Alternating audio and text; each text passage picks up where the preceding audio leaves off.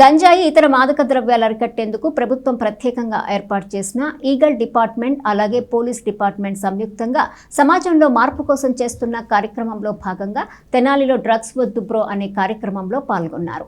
ఈ కార్యక్రమంలో పాల్గొనబోయే ముందు తెనాలిలో డ్రగ్స్ తీసుకోవడానికి అనువుగా ఉండే ప్రాంతాలను స్పాట్లను గుర్తించారు.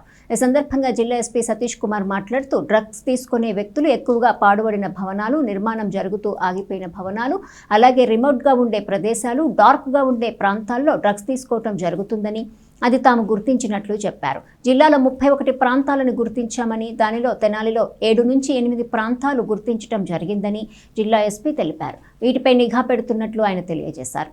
అలాగే ఈగల్ ఎస్పీ నగేష్ బాబు మాట్లాడుతూ ఏజెన్సీ ఏరియాలో సమూలంగా గంజాయి ఉత్పత్తిని తొలగించడం జరిగిందని చెప్పారు.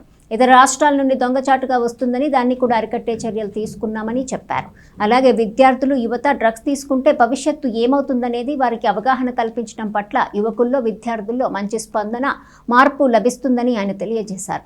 వీరితో డీఎస్పీ బి జనార్దన్ రావు, సీఐలు, ఎస్ఐలు ఉన్నారు.